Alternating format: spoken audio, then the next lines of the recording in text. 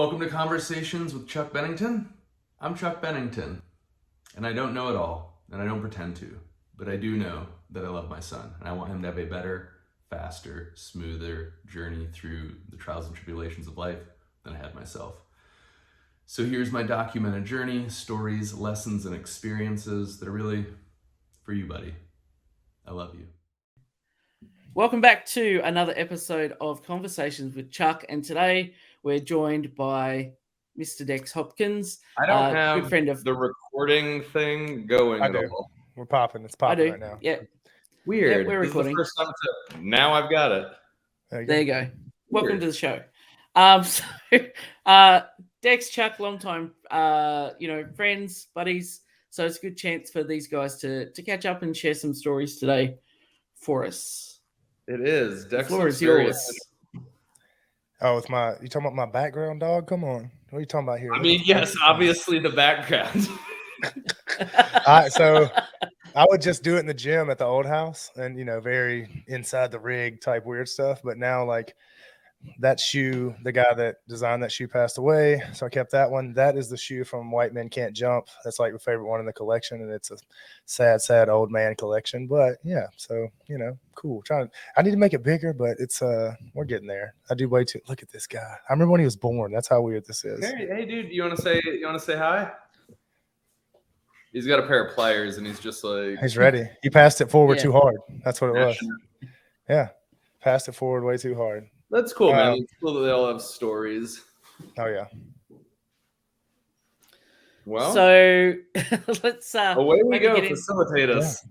I mean, we could just kind of catch up, but I'm interested what you thought would be the best thing for us to talk about. These are always surprises to me.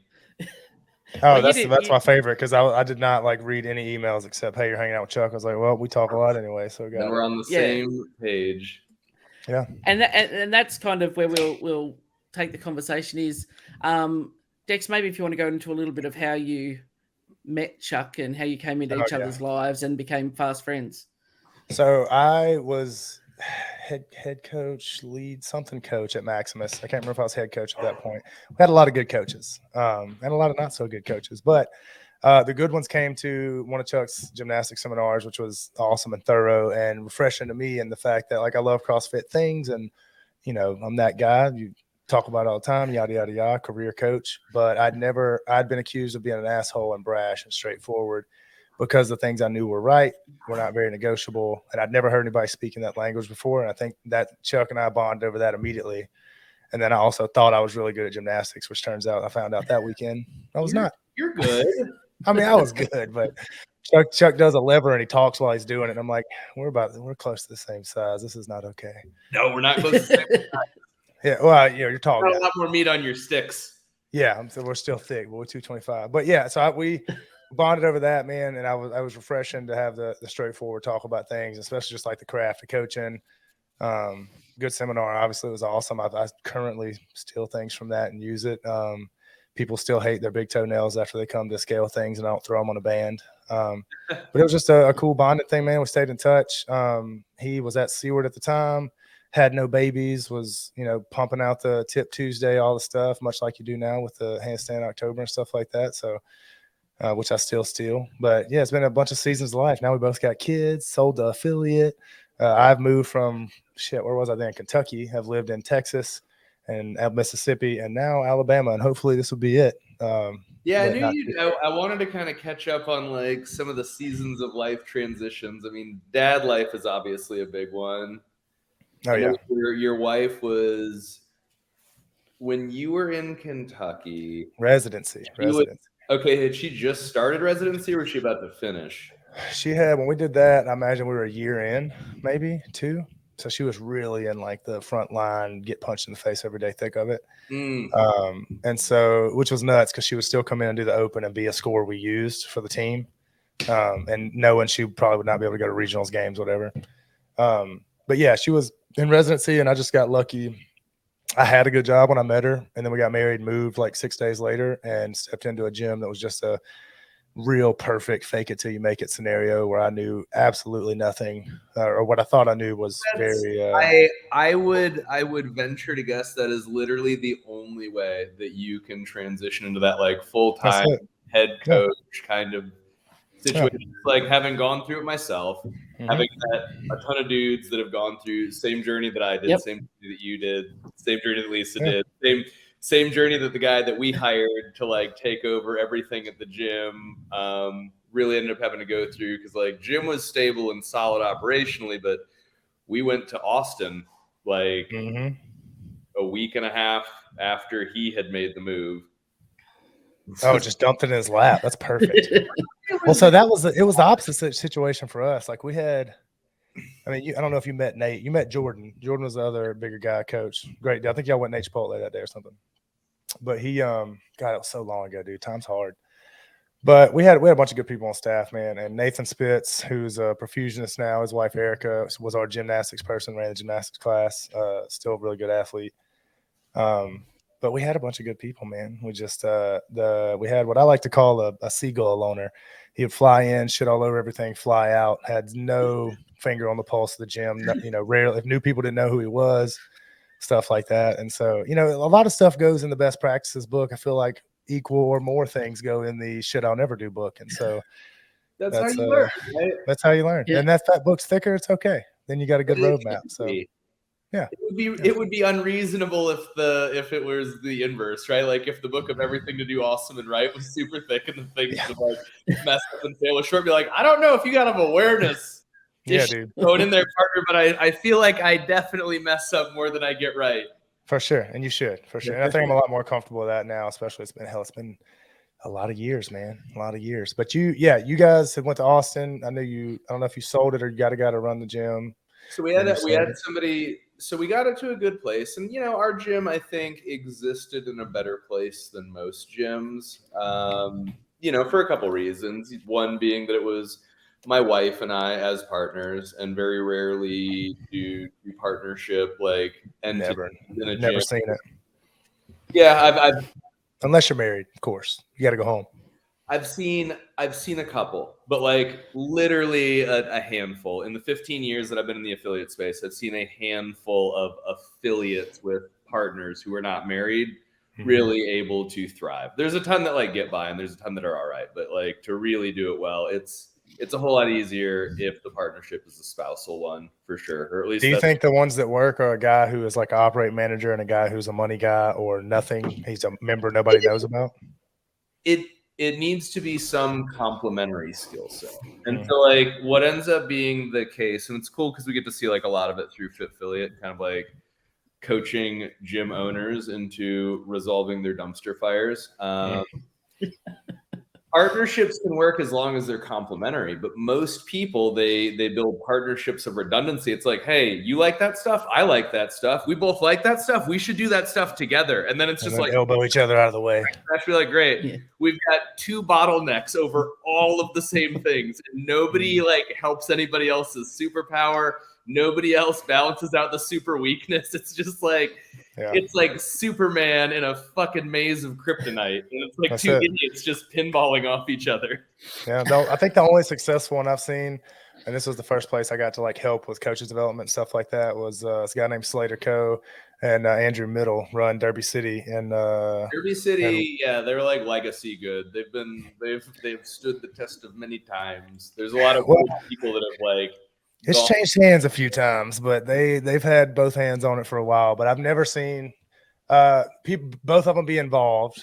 And Slater is the day-to-day guy, you know, coming out of Maximus, going to from a guy, you know, you rarely see, which I completely understand now. Had another job that he was really good at. Just I wanted to drive the car and probably bite off more than I could chew at the time, but I was ready to kind of take the leap and go into a guy who is there every day at the front desk. Every person comes in, you shake their hand, you are taking pictures of them after onboarding. it's a real welcome mat guy for community stuff. And so, you know, I'll steal a lot of that stuff. That's what I was telling her before we started recording, is that I almost didn't completely forget you guys were doing this, but I'm about to try to open one here because we're in like a geographic anomaly. I mean, I'm sure there's not a town you've been to that doesn't have 5 in a long time here. And there's not one for like 30 miles. Dude, there's not one for 30 miles in this lake town with the disposable income, with the, you know, ability to do it. There's one place that's like CrossFit Light. It's like a boot camp. They won't call it CrossFit. I, in fact, went and met the lady, and she was like, "We don't do that. It's scary." I was like, "Good. You shouldn't. It's Just tells me that you've tried and it was not for you, and that's okay." But yes, and so, and this is also, I blame Chuck for a lot of like very straightforward things I tell affiliate coaches and development stuff like that. I would be so curious to know. Well, it's so I'm definitely the ball's rolling. I'm trying to find a spot right now, actually. Yeah. And I should start throwing names out there and start the affiliation process so that all can come together at the same time. But I'm so terrified there's not going to be a place I can get that's not like donating a kidney every week because it's on the water. Man, I am happy to talk through. Oh, we will. I completely forgot. I told her that. Yeah, I'm gonna holler at y'all. Well, like, you know, I think that I can be more empathetic to that, not just like as a fellow former affiliate owner, but because like C-Word was, we were in retail space in a tourist town. We were in retail space downtown in a tourist town. It was brutal initially because we didn't capitalize on it intelligently. Yeah. Like we set up, so you're saying like it's been a long time since you've been to a place that's got, you know, 5 affiliates or less, right? Yeah. I think we were either the 5th or 6th into town when we went. At this point, it would have been 9.5, almost 10 years ago, which sounds bonkers to say now. But what we did is the only thing that we looked at initially, because we were young and dumb and like naive, but I would do it all the same way again. But out of a principle-driven piece, we set up as far geographically as we could from every other affiliate that existed in the market. Because, dude, like we had already been around it for like a decade at that point. We had seen enough of somebody opening up like in the same industrial complex, and like, man, there's a lot of it. You could argue that in either direction. Yeah, it's just like, dude, the community is an interesting word that we often say but very rarely embody. But the community could do a lot to be a lot better to each other and with each other, and to like just sweat the small stuff in a way that like nobody loses. Like there is no macro downside to everybody being like geographically dispersed. No. There's different strokes for different folks. Like per square foot, but we had population density. You guys pay less, but you're an industrial park. Like noise, not an issue for us. Noise, an issue for us. You guys, like, I don't know, just like you pick and choose your battles because life is hard. So like you get to choose your hard. We did it initially just to be as far away from everybody as possible because we didn't want to be dicks in the community. And we set out from day 0 to have good relationships with every gym and every gym owner in the town, in the city. And we did. And that was probably like one of the things in retrospect that I'm more happy with in our experience than almost anything else. Like, especially having been around the block and seen like just the dumb, weird, like affiliate beef. And you're like, shut up, bro. We're trying to get adults to pay a bunch of money to exercise in a warehouse. Bunch of money. Yeah. And make them feel like it's worth every penny. Yeah. Yeah, dude, like make it easy for everybody. Affiliate owners are a weird crew. Love them. It's the freedom, dude. It's that free market stuff. Like the opening up next door thing. I can't tell you how many times I've seen that, and it'd be like, just I'm coming into town to wreck shit, bro. I'm like, that's not this bad. It doesn't work like that. But have fun. Don't work. If you do, I hope that starting with a chip on your shoulder and you want to make this like a game, miserable. We're gonna be so miserable. Yeah, there's enough for everybody if we just work together. Absolutely. I tell you what I've wrapped my hands around and is like there's plenty. I'm not in a scarcity kind of brain, and that's what I was refreshed that there's not someone, because I mean, like you said, I'm a competitive guy, so I would fight the urge to be chippy about it, but it's a pretty health aware town, especially for like Alabama, right? That's what I said on I did another podcast. I was talking about the games going to Birmingham, and I was like, dude, it is very, comparable to Madison size-wise. There's some colleges, yada, yada, yada. I was like, but dude, having it in Madison where it's a health-aware place, awesome. I was like, can you imagine like the beacon it'll be for like fitness to come to like the fat spot? Yeah. Like it ain't sexy like Florida where there's fit people. And I call Florida like Costa Rica light. Like it's just not the South, kind of. Once you get down toward the handle, it's not the South anymore. It's another country. Yeah. Once you pass around like Orlando's. Yeah. Like if you're still in the panhandle or if you're straight down the center corridor. Crapshoot. Yeah. Real crapshoot. But here it'll be a cool beacon. And like, so being able to do that here, seemingly so, we may do it, it may crash and burn, and that's okay. I'm to the point where I'm ready to take the leap. But like I told her before we got on, I know you well enough to know that you're smart enough, you're tenacious enough, and there's some other pieces that like you have that I don't know that maybe you appreciate. Is like you have disproportionate gatekeeper access through your wife to network in a way that very few people can network into high need and high net worth client bases. Yep. Like and it's already started. They our garage is. Yeah, dude, I'm super excited. Our garage is basically an affiliate. I mean, I got like 10 feet of rig in there. It's very obnoxiously built out for a garage, but I do, I'm doing the typical, I'm doing stuff in the street, yada, yada, to force people to ask about it. And they already want to do like a neighborhood thing, which will be cool. Well, that's like how the model's supposed to be. And so many people, like, many of us, our egos run away with the identity of an affiliate owner. And you're like, I need 5,000 to 10,000 square feet with like $50,000+ of matte black awesomeness. And you're like, oh, wait, nobody even knows what CrossFit is. And that's like, I told somebody that because they were like, yeah, brother, there's a 10,000 square foot warehouse. I was like, let me stop you right there. The best I've ever seen this work is a guy named Mike McElroy, the gym I started at. He used to be on Barbell Shrug, first coach I ever had. And we literally were in like a roll-up door, like storage thing. And he so much so was dedicated to like the organic growth of it that like it got dangerous before he would go to a bigger space. That is what Greg speaks about in the old journal articles. He's like, start in your garage until it expands into your cul-de-sac, until the HOA kicks you out, and then go get a shady storage unit in the ghetto until it's insurance risk, and then maybe get your first space. Like 32 day one. That's it. Yep. And so we'll do that, man. I was very guilty. So we lived in Tupelo for the last 2 years in Mississippi. It's where Elvis was born. Of course, everybody knows that. No one knows that. But I withdrew.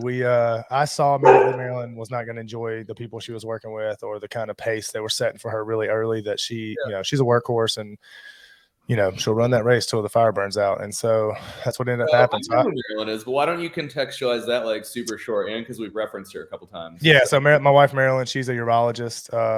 We've been out. She did a fellowship in Kentucky where I met Chuck for 5 years at University of Kentucky.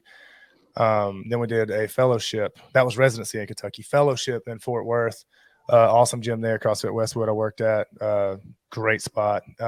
Did a fellowship there in reconstruction. So then we moved to Tupelo for 2 years and was at a spot. The people are great, man, and very straightforwardly, hey, it's a hobby gym.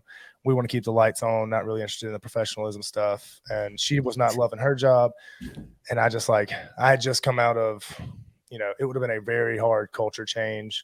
And I don't think, it was a bunch of like hobby coaches. They're great people, dude. They did a lot of things right. Like kudos to them for having like the awareness. Absolutely. I told him that to his face. I said, dude, expectations like, hey, you don't have to coach too hard here. We like loud music, power cleans, and rowing. Yeah, we love starfishes and really jerky shoulders. And I love them for it. But I think as I've joked with people about like an educated consumer, like you can't go into the storage thing with the homemade rig anymore. It's got to, people want the shiny Rogue stuff and whatever, which is, may or may not be true. But I personally, and it's a me thing for sure, the professionalism of it now, I take super personal. If you go into a gym and you're just a clock starter, cat herder, push people through an hour thing, I take it so personal. It's too big a responsibility. Like, don't do it. Like you can go and if you like the industry, like go teach a boot camp, go teach Les Mills, go teach spin, go teach Pilates, go teach yoga. Like there are a million venues to exercise. Like you getting a group of people to sweat and breathe hard and like clap. Yeah.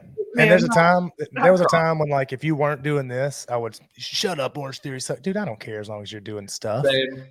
But don't come in this house, our house, because you've probably dealt with it before. You're an affiliate owner, you're a coach, and what's the number one question? They love your class. What do you really do for a living? Yeah. What? I make real money and pay real. I've said this so many times like the last month, but I took it super personal, and so I was on me, and I think at this point I had gotten out of touch with how much it fills my cup, man, and not just for me, for some like vain pursuit of running a show or power trip, dude. But dude, it is. I've gone full circle, same way. Yeah, and it's just I forget how much it fills your cup to be involved in that process with people to help them take a hold of their health and wellness stuff, and then feel the responsibility of it. And then again, rebrings all the things of like, how is this okay to you to not take it serious? Even if you do have another job, I'm sure you're a great engineer, lawyer, whatever. But for those 60 minutes, dude, be the pro, be invested, get off your phone, don't work out with the class. It's really interesting. So like, that's an interesting, so relative to coaching development, this is cool. And then we can transition this into fatherhood stuff, because I think it's a big picture perspective viewpoint. You're dealing with people's health. Mm-hmm. You're entrusted. You're dealing with the only thing that increases both quantity and quality of life. Mm-hmm. And there's very little that we touch that ever creates more time. There's some things that we touch that give us that's heavy. back. That's heavy. To be engaged in a thing that gives people more time on this earth and a greater ability to execute on the human experience with that, that is the most profoundly valuable thing that exists on this planet. Yeah. How true that is? Would either of you like to receive $1 billion right now? Sure, absolutely. But conditionally, you can't wake up tomorrow. Mm-hmm. Dude, $1 billion becomes irrelevant as soon as you have to contend with like life being finite. Yeah. And so to just like start a clock and clap, dude, how arrogant of your own experience as being a human to not celebrate taking part in that life change and that journey. Because I think that's one of the best things about being a coach or an affiliate owner is like, how rare is the air for the humans that will have the privilege of laying on their deathbed and just being like, dude, I did something that mattered. I did something that changed other people's lives significantly. Mm-hmm. And how many clients like do you know that like you could lay on your deathbed and be like, yep, made her life better forever, and it made her a better wife and a better mother and a better daughter, and like that's the lifeboat thing, man. I think a lot of things when you get into it, you're so on fire for like what it is. Like you don't the things and they're like, oh, affiliates are the lifeboats and all these things. You don't realize how like how heavy those statements are. Yes. And when you go hand in hand with this through life, right? Like my mom, we hadn't talked in a while about anything like this. My mom passed away 2 years ago, suddenly. Yeah, very suddenly. Out of nowhere, bro. I mean, she got to see me get married, have a kid, be a dad, and I'm the same way. We talked about like being handy and no dad around, and like it's she got to see me do some of those things and kind of right the ship as far as that's concerned. But it was, she was 52, man. Suddenly, I was on a birthday trip, and I think she just had a reaction to something, and it was a real like check for me, dude. So like, just time, like you said, it's adding to it is so hard, and you never know. And so, all the little things you can stack up in your favor, because you're not in control of so much. The things you can we're in control of very little. It matters very little in the grand scheme of the universe. Exactly. And so I'm a little heavier for, hey, bye, I love you, hope you have a good day, hey, I'm glad you're back, stuff like that. And especially like time with the girls, man, because just I was talking to somebody the other day, I was like, something dying tomorrow. I was like, dude, in the grand scheme of like a lifetime, I've spent 2 years with this little girl, almost 3, and almost 1 with another. It's a blink. It's crazy how fast time transpires when you've got a kid. And how old is yours now? How old is yours? It's like he's 4.5. God, we're old men now. We're old men. We are. I didn't really like. I wasn't prepared. I got you beat by 1. Adult. Yeah. No, dude. That's the best part is you stand up and you're in the middle of it. There's no easing in. You are shoved in that pool with all your things in your pockets, and now you gotta make it work. But it's been beautiful, man. We have 2 little girls, Anna and Logan, and Logan is my exact copy and paste. Anna internally, I think, is mine because she's a little psychopath, but she looks exactly like Marilyn, so it's cool. But I asked somebody the other day, as a lady, I said, hey, you got a sister? What age y'all start hating each other? And the next day I find Anna dragging Logan by the hair down the hallway. It's immediately is the answer. So day one. Yeah, day one. But it's crazy how it changes your lens of things, man. How I've said it in a different context, but just it teaches you to walk a little slower and to feel the breeze a little heavier. And I enjoy that, man. Like I press about so less things now. If it's not killing me or taking to jail, we're gonna be all right. These little girls are gonna be fine, and God willing, and so yeah, that's it. But we so I even more so, there's little eyes on us, right? And so where some of the things I think in the wash of it, we get caught in like everybody wants to be jacked and athletic and extend the life and do all this stuff. And now there's these other things that needs to happen for. I spent a childhood taking care of a grandmother, watching my mom have to do crazy things no child should ever have to do to their parent, like the kind of hospital in the living room, potty chair in the living room type deal. And I never loved her, loved my grandmother. I assume at some point she started feeling like a burden and she was just nasty toward the end of her life, which I completely understand now. When you're standing there, you can't as a kid, but I get it now. Yeah. And so even more so being in the affiliate, doing the things we do, just interacting with people, whether it's doing the remote coaching, because I work for Brute Strength now. It's been awesome. And those are competitors, definitely a different side of the coin, but interacting with them as far as like everybody's a head case, man, and how you learn. We're all humans. We're all humans.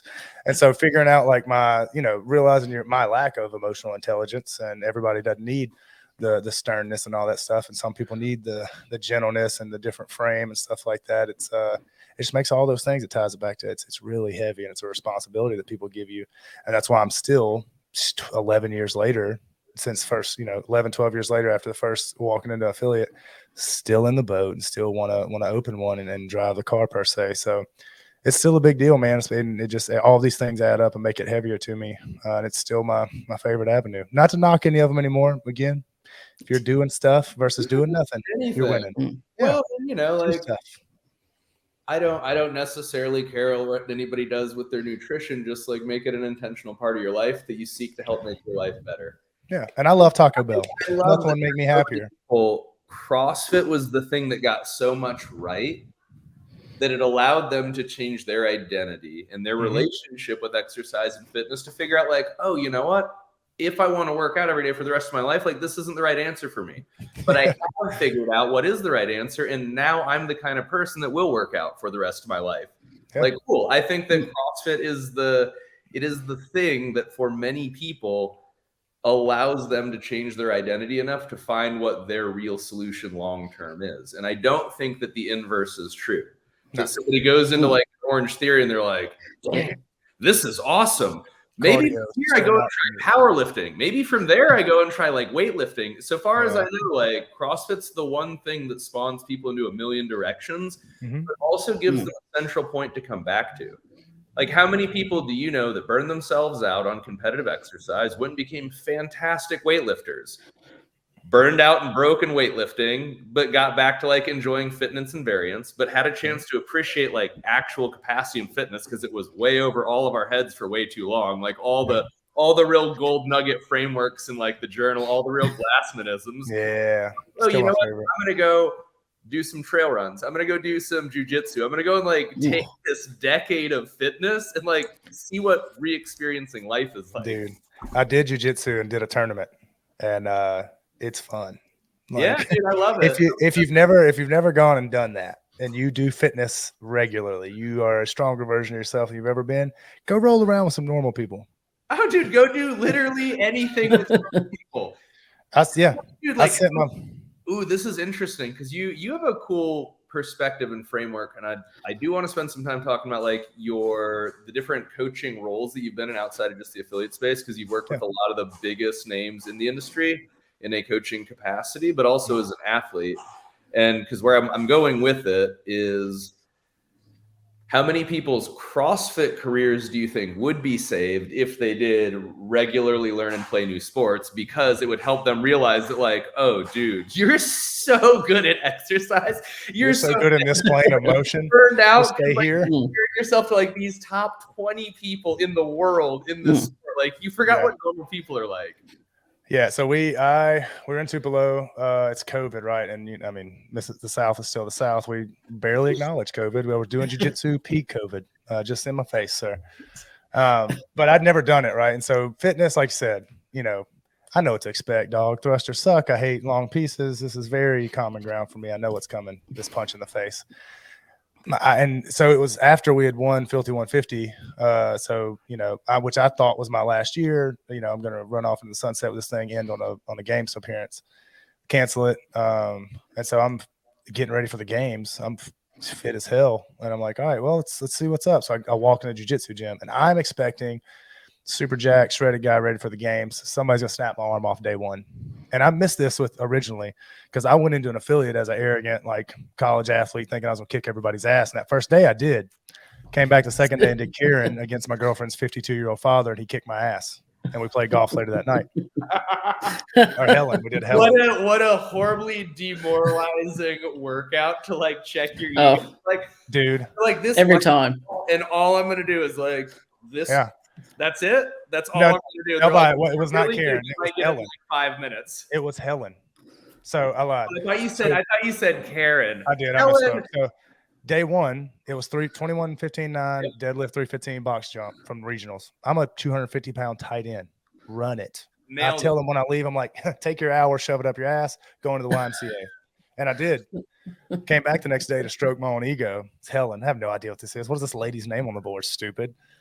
They show me kettlebell swing, pull up. I'm like, 400 meters. I run a lot, whatever. 3, 2, 1. I sprint. I walk till everyone catches me. I sprint again. And that's how I do the first 2 rounds till I walk a lot that last 400. This old man beats me by 30 minutes. Tim Bell, we still talk about it. He whooped my ass. One of my favorite people. And so I missed on the coming in with a humble mindset to be accepted into a community part because I did that summer, did my time, went back to football, right? Like it was just my strength conditioning. It should be a GPP program.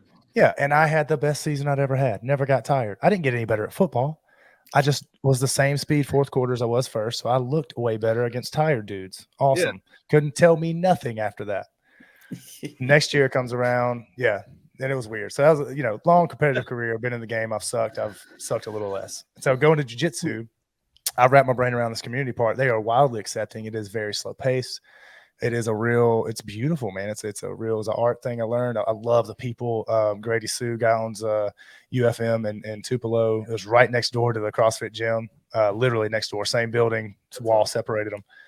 And it was awesome. I loved it. I had no clue you could compete. I was just doing it to like go roll around and have fun. And then if something popped off in public with a stranger, you get punished. And they were like, yeah, man, you should try to compete. There's a tournament coming up. And I said, huh? You guys can compete in this? So like, yeah, we'll do like this fight camp thing for like 2 weeks leading up. I was like, awesome. You're like, I know about training camps. This sounds like a great idea. We do months leading up to the open and regionals. This should be way different. 2 weeks, nothing, dude. I'm dying. I know that I'm really strong and I can get inside control and hold you and whisper to you and know nothing. They teach me some whatever. A guy comes in named Brian Fox, who hats off to this fella because we do not have wrestling in the South, and now Mississippi and several high schools has wrestling. Grady is the high school wrestling coach, I believe, at Tupelo, huge 6A high school. It was awesome to see that blossom, and I got back into semis last year, so I kind of took a step back from jiu-jitsu. But Brian's my size. I'm 6'2", 225. Jiu-jitsu is hand fighting. We're gonna feel each other out. Brian puts his hand around my neck and his forehead in my neck. On the other side, and I have no idea what's going on. And I was like, I need to learn this. But it was a cool, different anxiety, a different community, and it was very like to what we do, just rolling around in pajamas, doing the struggle snuggle. And I do the tournament, and I had not felt that anxiety in forever, like of what not to expect. And it was insane. It was good. I've won my weight classes, gi and no gi. I'd never cut weight for a thing. I got like right under 220, did like a hardcore water cut. It was super fun, but it was something different, man. And that even more so embedded in me that like I've been doing the right things and have the right passion for things. And then I got to feel what I hopefully have made people feel over the last decade of being in affiliates and stuff like that. And I was coached. So it was super humbling. So I got to experience just a different role in it that I might have missed or cut short on the front end, just being an arrogant piece of shit 20-year-old. And so like we have most of us 20, are. like you don't know what you don't know.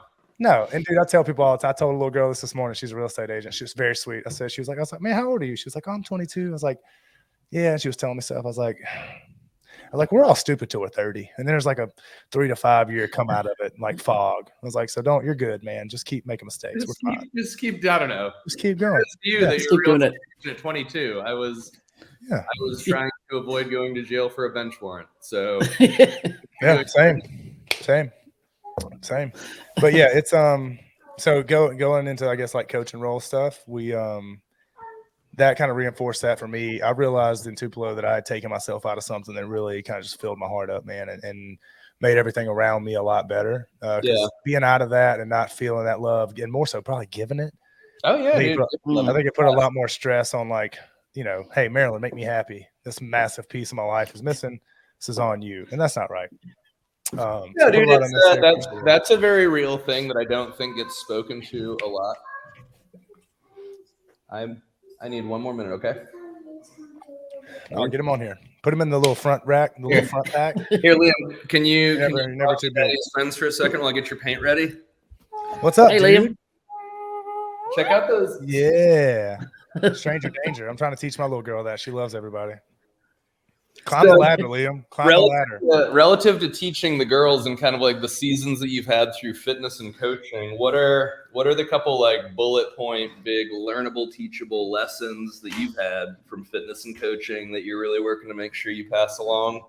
Oh, dude, it's being cool with processes, I think. Ooh, that's a very good one. Well, there's just seasons to everything, man. And you are where you are, and there is many times, like, are there some cheat codes that you accidentally stumble upon? Absolutely. But I think being settled into processes instead of forcing outcomes will bring you so much peace and have you in so much more flow than trying to put the square peg in the round hole, per se. And Godzilla guest appearance. What's up? It literally is the only answer, and like you can't appreciate that until you're on the other side of it. Yeah, and then the more I could pour in about the cheat codes I can give them from the walls I've bumped my head into would be the better. And being comfortable in that skin, and I guess that goes in with being cool with the process, man, and just being comfortable in your skin and comfortable to fail and build. And I was not comfortable with that for a long time. And I think I've always been arrogantly comfortable in my own skin. I think I'm the best version of that now, that I'm just comfortable with who I am and the things I love and need. And I'm able to express that sometimes a little brashly, but in a very straightforward, clear way. And I think letting them walk in clarity and confidence and loving the skin they're in, regardless of the season or part of the process they're in, it'll protect the peace a lot. My mom used to say that a lot, protect your peace. And I think it's hard. Peace is good. That's something I think that I'm curious, was that lost on you for a lot of life? Not, man. I remember 2 really heavy times. I was in 8th grade. I was a quarterback, and I didn't play, or 7th grade. I didn't play that much. And I came home bitching about it one day, and she was like, "Look, you're not that good, man. And more so, all you do is ride your bike. What do you think that other kid's doing? He's fucking throwing, doing all the things." She was like, "So if you want to be good, like, you got to eat, sleep, and breathe this thing." And now I have a wild addiction in my family. Not so good things to be addicted to, but it's definitely in me, and it's been seen through, like, after that. I mean, I didn't drink a beer till like my junior year of college, dude. Like, I was never went on a spring break trip, no summer trips. Psychopath. Now, do I regret it? No. I had the best time. I did many things I had no business doing, being where I'm from and knowing the people I knew. But I remember telling me that, and that was just a work ethic thing. And you could tell me nothing. Like, I don't think there was a team I was on. I wasn't a captain or got like the hustle Mr. Workout Award. Never the best athlete. But it was never outworked. I think I maxed out what I was able to do there. And she told me one time, as far as like the confidence and all those things and protecting your peace, that and I took this to a really arrogant, horrible place till I was probably recently in the last 5 years. But she's like, if you don't think it, nobody else will. And it was just now I take it as like keeping the seas of your mind pretty calm and being able to know who you are and march through things in that way. And when you reflect, especially after somebody's gone, man, it's hard. You think back of like interactions and times you weren't so gentle as you should have been, and all these things. And I think witnessing the strength and reflecting on it and kind of realizing how big a part that was is pretty profound on the back end of something like that. And just she was a lot, man. And I can think of a million times when she put stuff on me like that. But that was something that kind of molded me to be able to project that on other people. Because you only get one shot, and there's only, you only get to wear one skin and be you. And so I think I've been able to see the beauty in people like loving themselves, and not in a weird, like, no accountability way, like is really popular right now. No, I think like that is a beef that I have with the industry, is that it's same perverted, that like, well, if you love yourself, you should probably take care of yourself like something you love. Yeah, you 'Cause should. I don't like love my car and then go and just like Yeah, so that, Try to never make you change the solid. oil.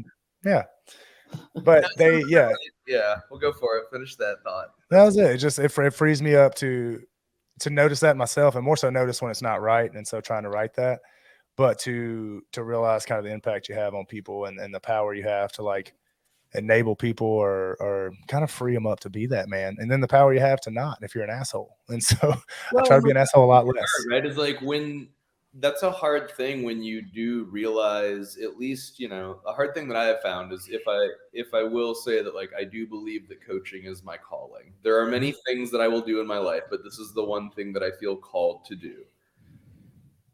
You can't turn it off. And that's a really difficult thing to wrap your head around. And like, maybe that's kind of one of the last things I would say is, you know, to really help you keep in mind as you go into owning an affiliate is like, dude, you can't want it more than other people want it. And when you end up in the place and position when it is your ability to affect like change on a community level, not just in your own community, but like outside of your four walls. And I was talking to a couple gym owners, or a couple that wants to buy the gym that they're at earlier today. And they're just like, man, the gym is pretty good, but we don't do anything outside of these four walls. Like we could do so much more for our local area. And like, that's how you're going into it. But it's really hard when you want to coach the world. And so many people don't want to be engaged in the process of moving to a better place for themselves. And that never gets easy, but just like, I wish I could have kept a better frame of that in the affiliate owner experience.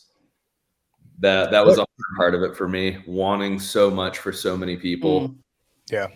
I think I'm way cooler to lead people to the water now. You're coming into it as a much more you're an adultier adult. Yeah, I'm lucky, man. I've struck gold in a lot of places. I've been fortunate to make a living, and I've told people that a million times because I used to have this real vendetta against like trade for membership coaches, but I also know 150, $200. I don't know what the national average is right now. 150 is still, I think, cheap, but 150, $200 a month is not a small bill, right? Like in my brain, like I don't know, man. It's a big deal. And so it's a big deal. We never did any trade for membership stuff because I think it's just like it corrupts it. There's no feet to fire, right? I have this standard that I want to enforce, and like what can I do? Like hold your feet to the fire of not holding that standard if I'm not paying you. Well, for them as well. Like, how much do you value the experience that you're curating for somebody else? And you're like, yeah, I mean, you can work out or not. You can come to open gym or class, whatever. It doesn't really matter. But it's like, I bet if you thought about this through the lens of paying $200 a month to be here, that you would want to deliver something that you would also be willing to do. Dude, the best is when they justify it. Well, no, I'd be fine. No, you wouldn't, dude. No, you wouldn't. No, you wouldn't. You're a liar. Yeah, like if it's just not true. And how many strangers' cars do you wash for free? Right, exactly. And so we go. Okay, so I'm at a gym now. Just started. This is the most mature me, the most general presentation. I mean, again, I'd like to feel like I'm pretty self-aware and reflective, especially on like after the last 2 years, man, I realized I need it. Would do it for free. Don't want to, but I would. And would still do it the way I do it. But I realized how much it means to me. And if it's meaning a lot to me and I'm sharpening those tools and keeping that toolbox full and you know, adding tools that everybody that the ripples that get touched are infinitely just impacted. And so I've been places where I've wedged my foot in the door and wiggled in like, y'all don't know who I am. And which, you know, I love going to places and like if people recognize me from like misfit stuff or old competition stuff, especially like since I cut my hair and shaved, because I'm look like a completely different person. But it's cool to connect with those people and, you know, you realize the impact you have. And so here I did not wedge myself in. I was a member for a month. Take a class with everybody. It's an awesome gym. 2 owners are amazing people, just salt of the earth people. They care.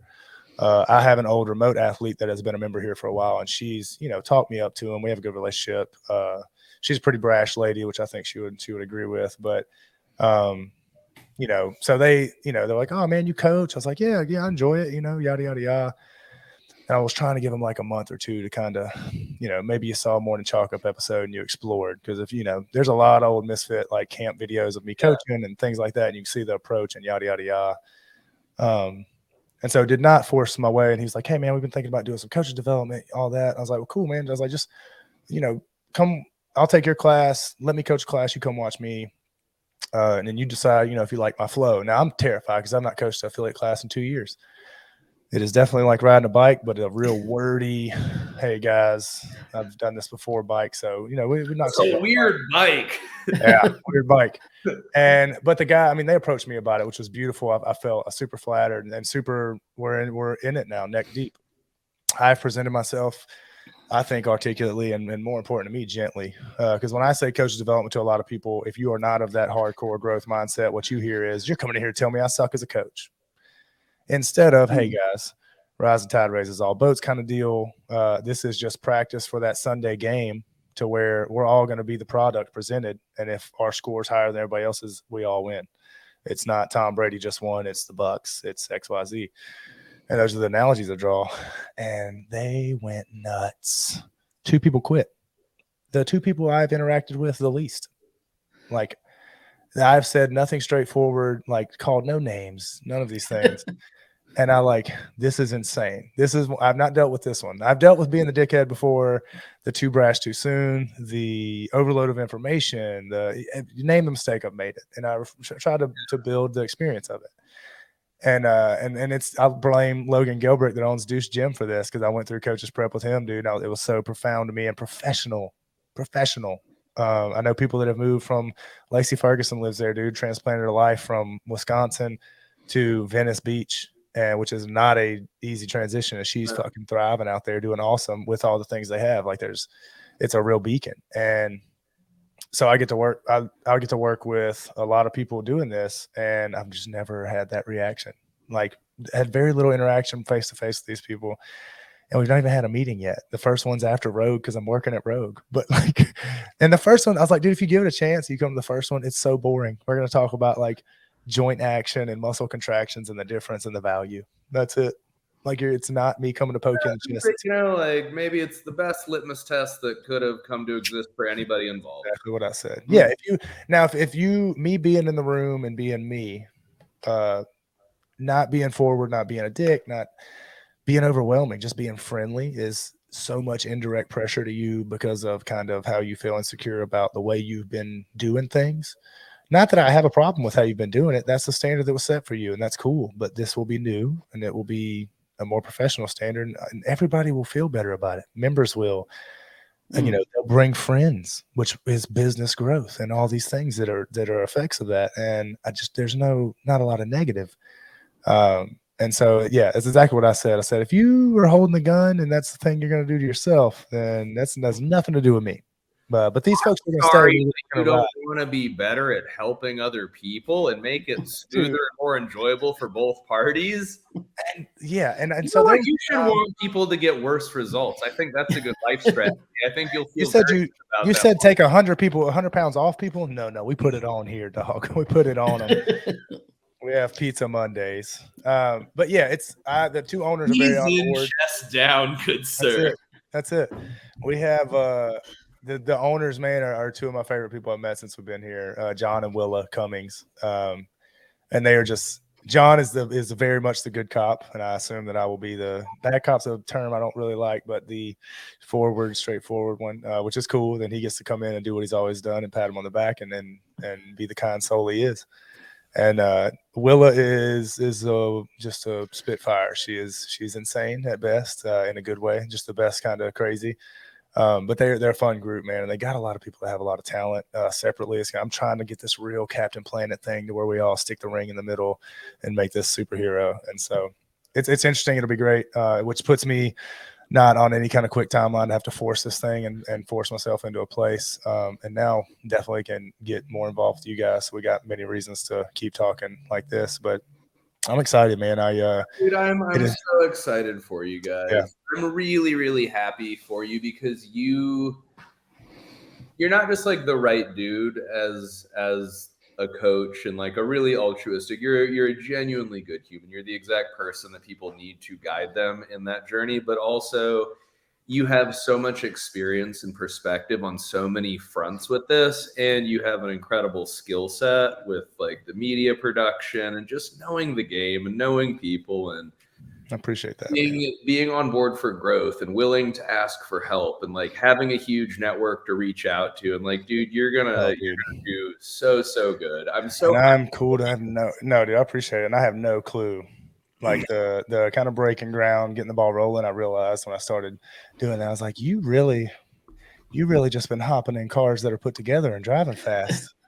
This is not the same. So, you know, I think there's a real, I think constantly people deal with imposter syndrome, especially as you acquire more skills and more confidence. And there's always that breeze that blows through. Yeah, get in there. Got him. This is the difference of girls and having boys. Dude, my nipples have little snaps on them. Yeah. He'll be like, let me whisper a secret in your ear. And I'm like, oh, secrets? Cool. I like nipple fight. Every time. Who taught him that? I wonder who taught him that. Yeah. Mine's now starting like she's in the like, I'm not going to bed, let's snuggle. And she know like you look, you ain't gonna little girl ain't gonna come home and ask me, Daddy, snuggle me. Yes, all right, forever. Forever. We still have late nights. So you mentioned earlier that you were super prepared to move into gym ownership. Were you and Marilyn super prepared to move into parenting? No, dude. I don't think any. Like, did you think you were? I'm like, I don't know. How did that go down? It was so back into residency. I think we were in like year 2 of trying, which is a weird way to say we're having sex on the schedule. It makes me feel weird when people say that. But we were trying, and just literally the day, I think the week or day that she was graduating, having her like exit dinner, and we found out, which was cool. My mom was in town. Her mom was in town. We got to tell everybody. It was a real cool thing. Oh, dude, what a cool milestone moment. Yeah, dude, it was awesome. It was awesome. My mom just titty baby cried. It was great. And my sisters had one, but I was the baby, right? Like I was the oldest, and so it was pretty cool, man. It was a lot of good memories. And yeah, the thing I've learned since that, and I think it leaks into everything, is that no one knows what they're doing. You're a liar. If no one knows, you made up some shit along the way. Sorry, earmuffs, and you made up a bunch of stuff along the way. I tell everybody it's like Billy Madison when they're throwing pickles at the window. You see which one sticks. That's it.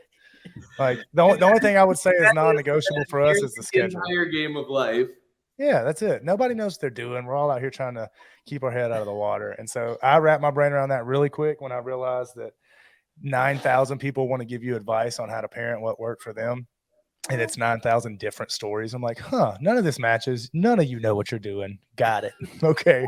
So yeah, it's been interesting, man. I think we've been really fluid about things. And I think the only thing we're kind of hardcore about is the schedule, and hoping they grow up that are there to be good humans that treat other humans well. So I think we're on the right path, man. The new one sleeps a little less than Anna. We got really spoiled. She was a 12-hour sleeper from like 8 weeks on. But yeah, it's they're both good, man. It's the best, coolest thing I've ever done and ever will do. My mom used to say that all the time, and I get it now. And it's yeah, I cry a lot.